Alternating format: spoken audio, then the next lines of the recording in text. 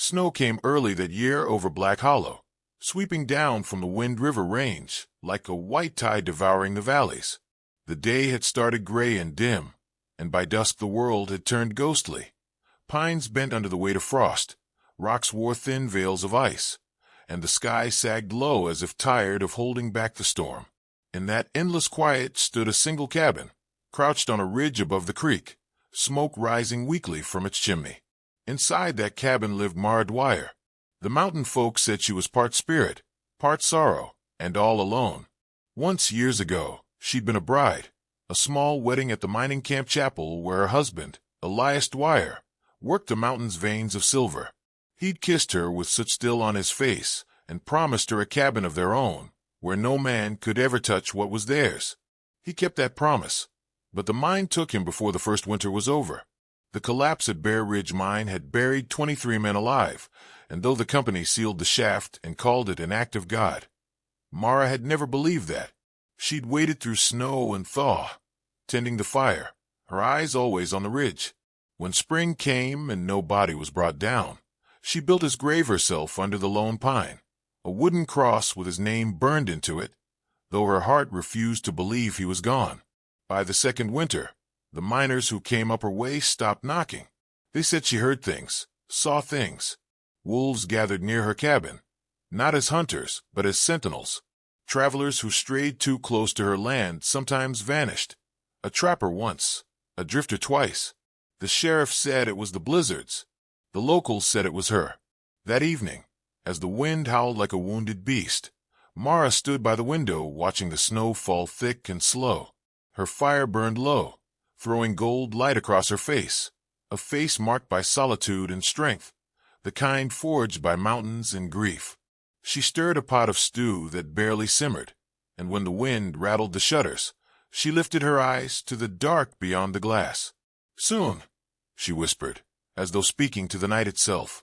Far down the ridge, 5 riders moved through the storm, shadows against the white, cloaks snapping in the wind. Their horses struggled in the drifts, breath steaming. The man leading them, Jed Kincaid, was no stranger to killing. He'd started young, a gambler's son who shot his first man before he'd grown a full beard.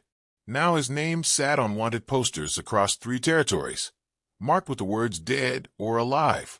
Behind him rode men meaner than wolves, Wex, Cole, Sawyer, and Red, a brute with a grin like a scar. That morning they'd robbed a stagecoach, killed 2 deputies, and vanished into the highlands where no posse dared follow. They'd planned to cross into Montana, but the storm caught them between ranges. By dusk, hunger gnawed and the cold bit through their coats. When they spotted the faint thread of smoke curling from the pines, Kincaid cursed with relief. "Cabin," he said, voice hoarse. "We bed down there, till this devil wind dies." Red spat a dark string of tobacco into the snow. "Hope she's got stew and wood, whoever she is." "She'll have both," Kincaid said, kicking his horse forward. "And if she don't, we'll take him." They pushed on, snow slapping their faces, until the cabin rose out of the white, small, sturdy, a light glowing behind its frosted window. To most it looked like salvation. To Kincaid, it looked like easy pickings. Inside, Mara set the stew aside and went to the mantel. Above it hung an old rifle, its barrel clean though she hadn't fired it in years. She didn't take it down. She only touched the stock, a gentle brush of fingers, as though greeting an old friend. Then she crossed the room to the heavy oak door and set the iron bar across it. The wolves outside had gone silent. Even the wind seemed to hush. In that sudden stillness, she knew they were coming. Her hand drifted to the locket at her throat, worn smooth from years of turning it over in her fingers. Inside was a tiny daguerreotype, Elias, grinning, a streak of soot across his cheek. She looked at it now, eyes glimmering in the lamplight. "They're on the ridge," she said softly, "but you'll be home before dawn." Then she blew out the lantern. The gang reached the porch just as the last hint of light bled from the sky. Snow had turned to sleet, hammering the roof. Kincaid dismounted, boots crunching on the frozen planks. He motioned for his men to spread out. The door stood dark before them, no movement, no voice. "Reckon she's alone," Wex muttered. "Reckon she's smart," said Kincaid. "Locking up before wolves come down."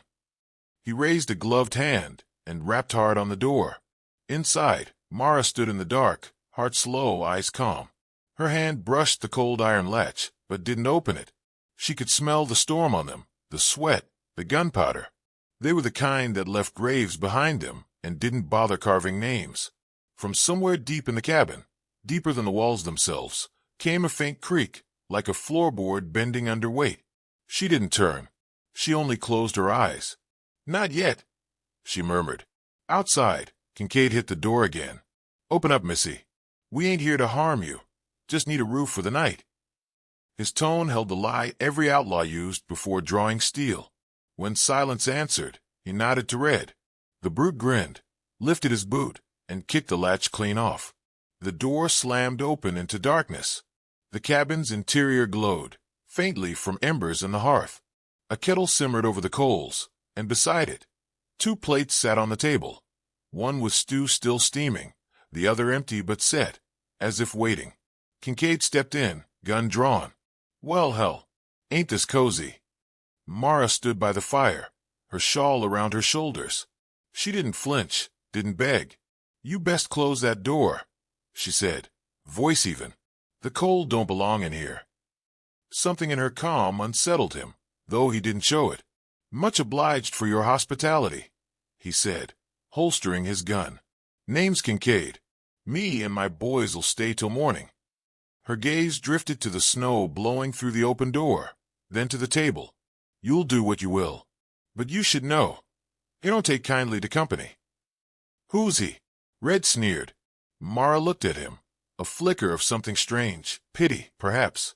"The man who built this place. He's out just now, but he's coming back tonight." The men laughed, uneasy in their own echo. "Your man dead, lady," Wex said. "Ain't no soul coming back through this cold." Mara's eyes never left the fire. "You're wrong about that." Kincaid motioned his gang inside, shut the door, and rubbed his hands before the flames. The warmth crept in, but the air stayed heavy, the kind that pressed against a man's chest.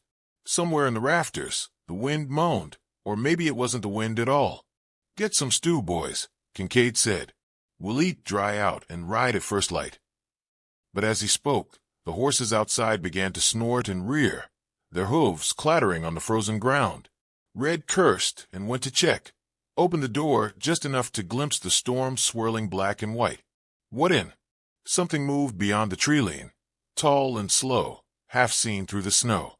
The horses screamed. Red slammed the door and bolted it again, his breath shaking. Something out there. The storm didn't stop. It clawed at the roof like it wanted in, whistling through the chinks in the logs and carrying the smell of pine and ice.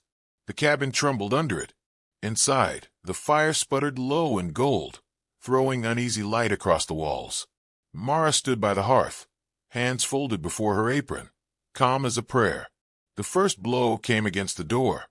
Then another. Rough knuckles, hard and impatient. "Open up!" A voice barked, thick with cold and arrogance. "We're half froze out here." Mara didn't move. Only after the third strike did she lift the lantern and unlatch the bar. The hinges groaned as the door swung open, and wind and snow burst in, coating the floor in a thin white crust. 5 men stood in the dark, shivering, faces raw from the cold. Their eyes glinted under their hats like the eyes of hungry wolves. "Evening, ma'am," said the leader, tall, coat torn, beard flecked with frost. "Name's Jed Kincaid. Hope you don't mind some weary travelers taking refuge." Her lantern burned steady in her hand, painting her face in soft amber. "Whatever you're running from," she said quietly, "don't bring it under my roof." The men exchanged glances. One laughed, short and mean. "Ain't running, lady. Just freezing." Kincaid smiled without warmth and stepped past her before she could object. "Appreciate the kindness." They pushed him behind him, boots thudding heavy on the plank floor. Snow melted off them in dark puddles. The smell of horse and gunpowder filled the cabin, smothering the faint scent of sage and stew.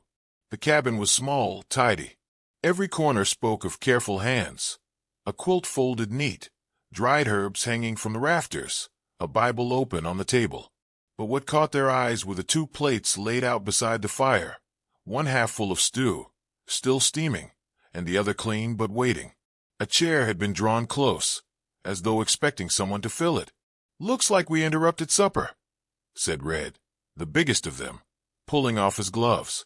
"Who's the other for?" Mara turned the lantern slightly, so its light fell across their faces. "For the man who never left." They laughed, every one of them except Kincaid.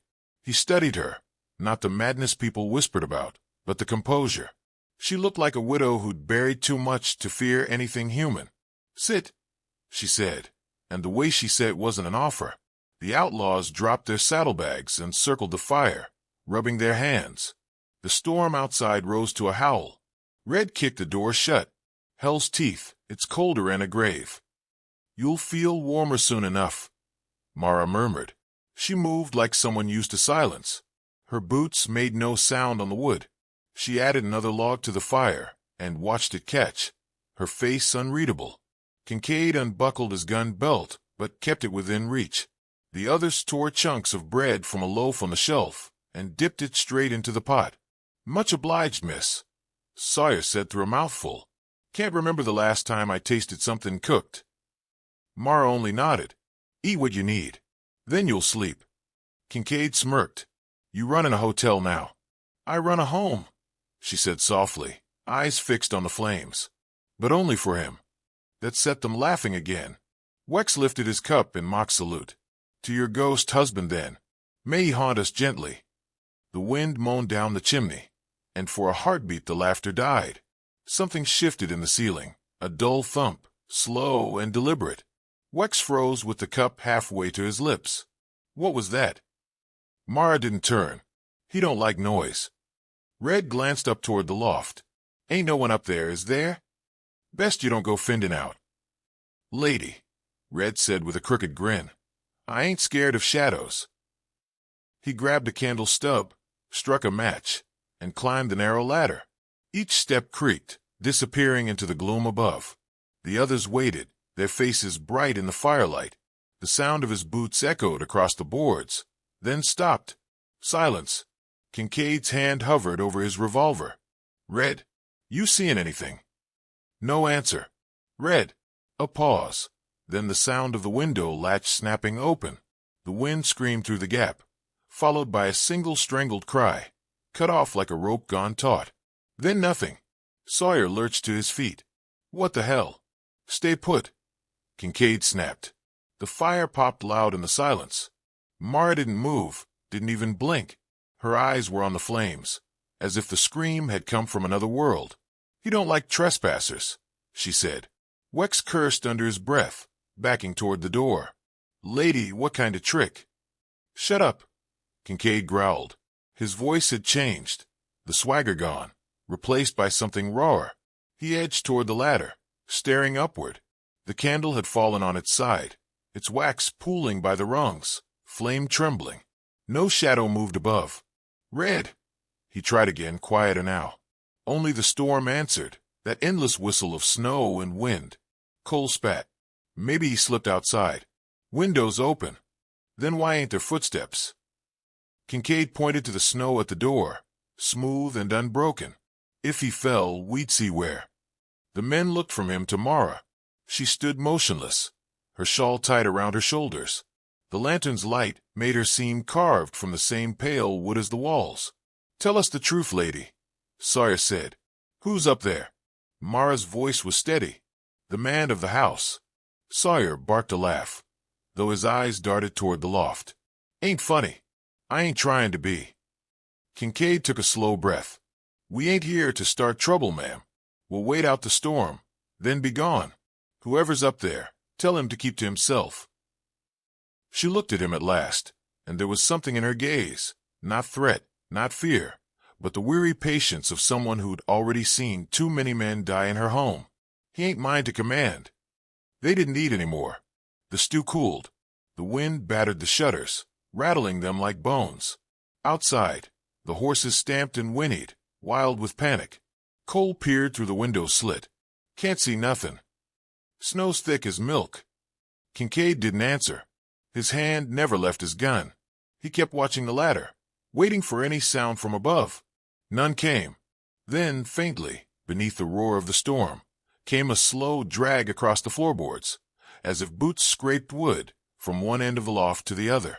Sawyer cursed softly and drew his pistol. To hell with this. Put that down, Kincaid ordered.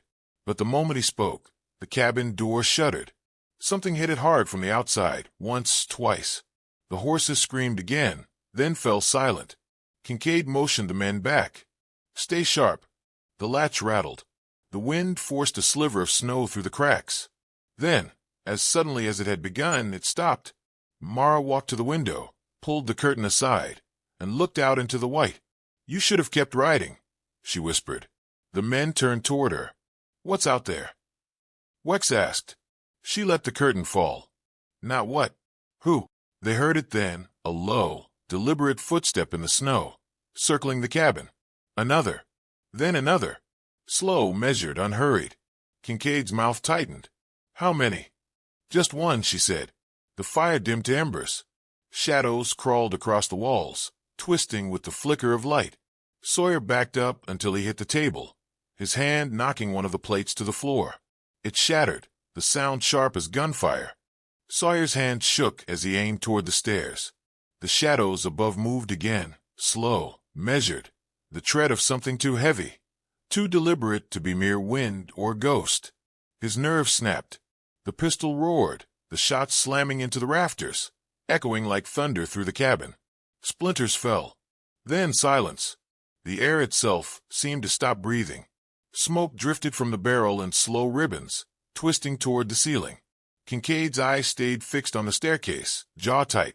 Sawyer's chest heaved, his face pale as the snow outside. No one moved. Then came the sound. Not fast, not frantic steps. Heavy boots pressing the boards, one after another, descending slow as judgment. Mara didn't flinch. She turned her face toward the stairway, her expression soft, almost mournful. I told you, she whispered. He don't like trespassers. Out of the shadows came a man, or what was left of one, broad as the doorway, shoulders hunched under a miner's coat burned black with soot and torn by rock. His face was carved with scars that caught the light like silver veins. One eye gleamed sharp and clear, the other was white and blind. His beard was streaked with ash, his hair matted from years beneath earth and flame. Kincaid stumbled a step back. What in God's name? Mara's voice broke the hush. In God's name? No, Jet Kincaid. Not God's. Man's doing buried him. Elias Dwire stood at the foot of the stairs, the lamplight flickering across his ruined features. He didn't blink, didn't speak. His gaze swept the room, finding each outlaw in turn. His hands were bare, but his right one clenched and unclenched, slow and steady, as though remembering the feel of stone and bone. Cole swore under his breath. He's dead. He's supposed to be dead. Elias's voice came out low, rasped raw by years of breathing dust. I was. Sawyer took a step back, his gun trembling. You're from Bear Ridge.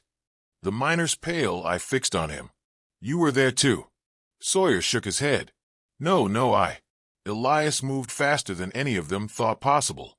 He crossed the room in 2 strides, seized Sawyer by the collar, and slammed him against the wall. The man's pistol clattered to the floor.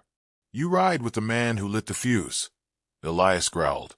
That makes you part of it. Kincaid raised his gun. Let him go. Elias turned, eyes cold and ancient. Like you let us go. The name finally clicked through Kincaid's panic. Dwire, he whispered. Elias Dwire. You were in that mine. I still am, Elias said. He drove his fist into Sawyer's throat. The man gagged, crumpled, and didn't rise again. Cole and Wex lunged for their weapons, firing wild. The bullets tore into the walls, shattering glass and wood. Elias moved through the smoke like a bear through brush, slow, unstoppable. He snatched Cole's wrist mid-draw and twisted until bones snapped loud as a breaking stick. The outlaw screamed. Elias shoved him into the fire, where his coat caught flame, and the cabin filled with the reek of burning wool. Wex tried to run. Elias swung the butt of a rifle that had been leaning by the door, his rifle, and crushed the back of the man's skull. The room fell still again except for the popping of fire and the muffled storm outside. Mara hadn't moved through it all. She watched him, hands folded, tears glimmering on her lashes, though she didn't wipe them away. "Elias," she said softly. He turned to her, and for the first time his hardness cracked. "Mara." They stood facing each other across the ruin of her kitchen, both half ghosts. She reached out as if to touch him, but her hand stopped halfway, trembling. "I thought you were gone." "I was," he said again, voice hollow. "The mountain kept me." He stepped closer, eyes distant, and spoke as though remembering a dream that never ended. "The night it collapsed. I was near the lower shaft. The blast came from above, wasn't no accident. I saw the sparks first, then the roar. Rock closed over us like a mouth. I crawled through black for days, through bodies, through fire. Heard men calling for their mothers in the dark. Then nothing but silence. I dug my way through hell itself, till I found the light again." Kincaid's hand twitched near his holster. "You expect me to believe that?" "Elias is good. I fixed on him. Believe what you want. You're the one who lit the fuse, Jed." Kincaid's throat worked. "That wasn't me. That payroll job went sideways. I didn't mean for." "You took the money," Elias cut in. "You buried 23 men to hide your sin." Kincaid fired. The gun cracked, the bullet grazing Elias's shoulder. The miner staggered but didn't fall. He stepped forward as Kincaid's second shot misfired. The hammer clicked on an empty chamber. Elias's face was death itself when he spoke. "Now you'll see how it feels." He lunged. Kincaid barely dodged as the rifle, but swung past his head. It struck the doorframe, splintering it.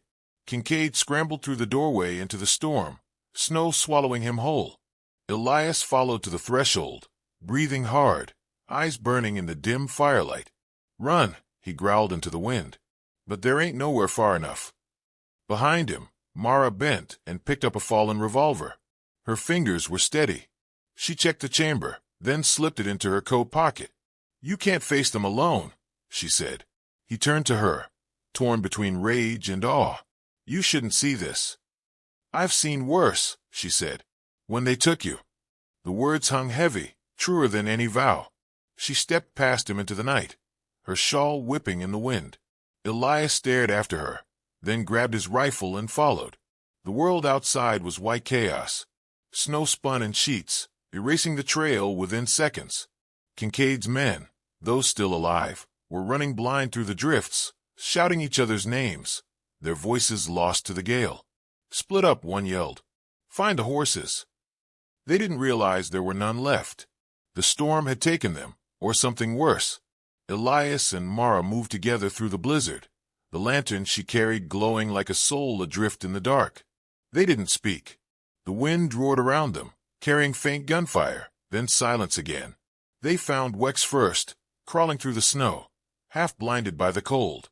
When he saw Elias, he reached for his pistol with numb fingers. The miner knelt beside him, took the gun gently from his grasp, and tossed it aside. "Mercy," Wex croaked. Elias's face softened, just for an instant. "You buried Mercy with the others." The rifle barked once. The storm took the sound. They pressed on, following the faint line of footprints half covered by snow. Mara's lantern flickered. Her breath came in quick bursts, her hair silvered with frost. "How long have you been hiding?" she asked. "Since I found the light again," he said. "I came home that spring, half mad, and you were there at the table praying. I couldn't show myself. Not then. I wasn't sure I was still a man." "You should have," she said, her voice breaking. "You should have come to me.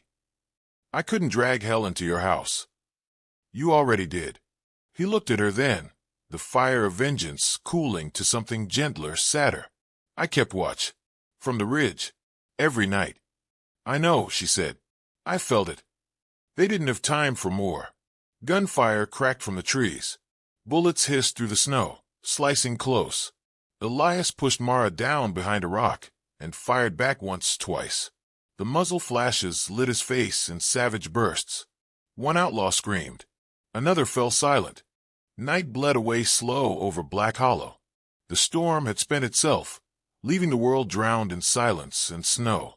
The sky above the ridge began to pale, thin strokes of gray, then blue, then the faintest gold.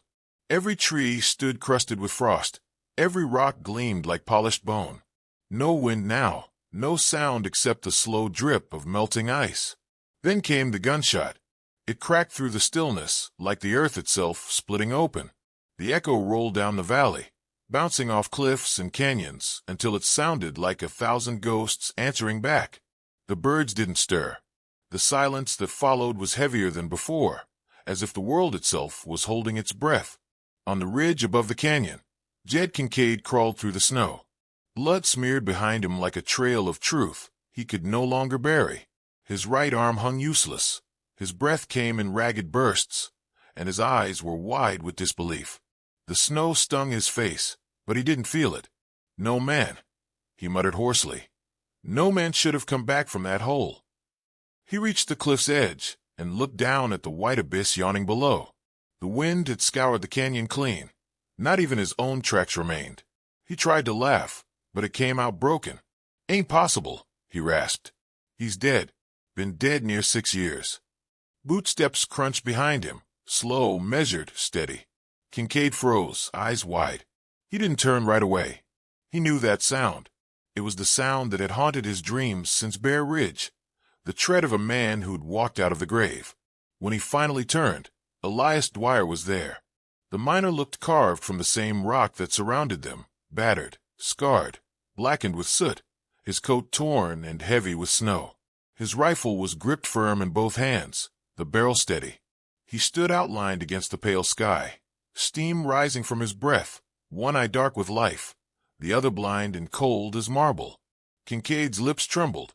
"You ain't a man," he whispered. "You're the devil the miners feared." Elias's voice came low, quiet as the snow beneath their boots. "No," he said, "just a husband who came home." For a long moment, they stared at each other across the white. The past hung between them, the mind the blast, the screams buried in stone. The world was small now, narrowed to 2 souls, and the echo of a gun. Kincaid's hand twitched toward his revolver. "Ain't no use," Elias said. "You're already buried. You just don't know it yet." But Kincaid's pride, that black vein that had driven him all his life, wouldn't let him die kneeling. He drew anyway, blood-slick fingers fumbling for the hammer. Elias didn't wait. The rifle thundered once, the sound swallowed by the sky. Kincaid jerked backward, his eyes wide with the kind of surprise men wear when they meet justice for the first time. He toppled over the cliff, vanishing soundlessly into the white below. Only the wind rose for a moment, sighing through the pines, then died again. Elias stood still a long while, rifle lowered. His breath came slow, uneven. The weight that had driven him through years of darkness seemed to lift, leaving something hollow behind. He turned back toward the ridge, where a faint light was moving through the trees. It was Mara. She came through the snow like a vision from another life, her shawl torn, her lantern dim, her face pale from cold and tears. When she saw him, she stopped, her breath catching. "Elias!" He tried to smile but couldn't. The rifle slipped from his hand and fell into the snow. When she reached him, he was already on his knees. "It's over now," she whispered, dropping beside him, her hands trembling as they cupped his face. His skin was cold, his pulse faint. "You did it. You came back." "I came too far," he murmured, voice soft as the wind. "Should have stayed under." "Don't you say that," she said fiercely. "You came back for me. For us." His eyes fluttered, one still burning with that stubborn light. "Ain't no us without you." She pulled him close, pressing her forehead to his, her tears freezing on their cheeks. Around them, the ridge began to glow, the first touch of sunlight spilling over the mountains, painting the snow in gold. Elias's breath hitched once, then steadied. "You remember the pine?" he asked faintly. "The one by the creek." "I do," she said, choking back a sob. "You carved our names there." His lips curved faintly. "Then bury me by it." "No," she said, shaking her head. "Not yet. Stay with me." But his eyes had already gone distant, looking somewhere beyond the ridge. "You hear that?" he whispered. Hear what? The wind. His voice was almost peaceful now. Sounds like home. Then his hand slackened in hers, the last warmth leaving his body as the sun climbed higher over the peaks. The light touched his face, and for an instant, all the years of darkness seemed to fade. He looked young again, the miner who'd once promised her a cabin and a life beyond the mountain. Mara held him there, rocking gently, her tears falling silently onto the snow. Around them, the world was washed clean. The blood, the footprints, even the wreck of vengeance, all swallowed by white. Hours later, when the sun was high and the wind rose again, she stood and gathered stones. She built his grave by the ridge, where the pine roots clutched the frozen earth. She carved his name into the wood with the point of his knife and placed his hat on the cross. Then she sat beside it until the sun began to set, her lantern burning beside her like a promise that wouldn't die. By the time the first snows of another winter came, the cabin below was gone, burned to ash by lightning or fate. The pines grew thicker where it had stood, and the ground there never thawed. Travelers who passed through Black Hollow in later years said the place felt wrong, too quiet, as if the mountain itself held its breath. But sometimes, when the wind came down through the gorge just right, folks swore they heard voices in it, a man's deep and low, a woman's soft and steady, like a lullaby carried through the pines. They said you could see two shapes walking the ridge at dusk, side by side, the snow untouched beneath their feet. The old-timers called them ghosts. The miners called them omens. But the preacher who rode through once in spring said otherwise. Ain't no ghosts up there, he told the townsfolk. Just a story God didn't finish writing. And so the tale of the mountain widow and the man who rose from the earth to avenge his own death turned to legend. Even now, when storms sweep over Wyoming's high country and the wind howls down the canyons, the locals still listen. They say that's when Elias Dwire's voice rides the gale, whispering through the timber, calling home the lost and the wicked alike.